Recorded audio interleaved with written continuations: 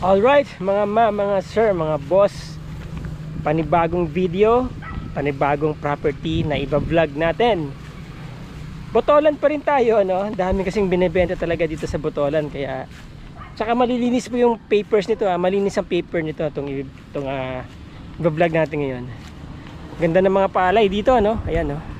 Dito po nakakapag second, third cropping sila dito eh. Okay, ito ang Barangay Road.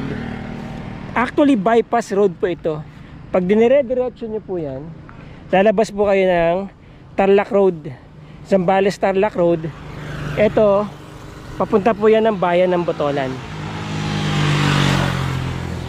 About 2.2 kilometers, about 5 minutes, nandun na po kayo sa munisipyo ng Botolan. About 14 to 15 minutes, andun na po kayo sa Kapitolyo ng Iba, Zambales. About 4.3 hours or 222 kilometers, nasa Manila na kayo. Okay, ito po yung property na binebenta. Mula doon, may mga mint tree po dito sa harap, ano? Tapos ang ganda ng palay nila, no? Okay, mula dito, itong corner na to, papunta dito sa may yung nilabasan ng tractor doon, ay nasa 59 point something meters. Yan po yung kanyang frontage. Okay, tapos sa harap meron pong daanan ng tubig.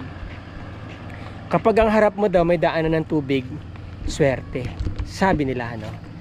Tapos ang haba po ng property nasa 88 point something meters, hanggang dun po sa may sagingan. Yan, yung square na yan. Tapos mountain view, ang ganda, no?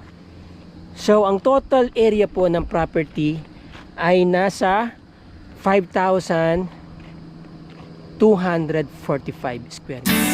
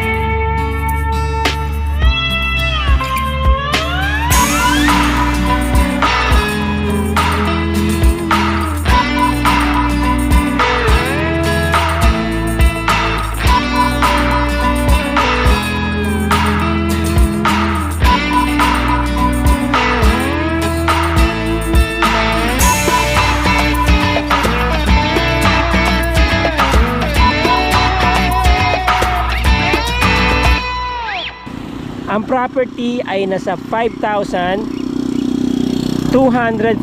square meters. Okay? That's right.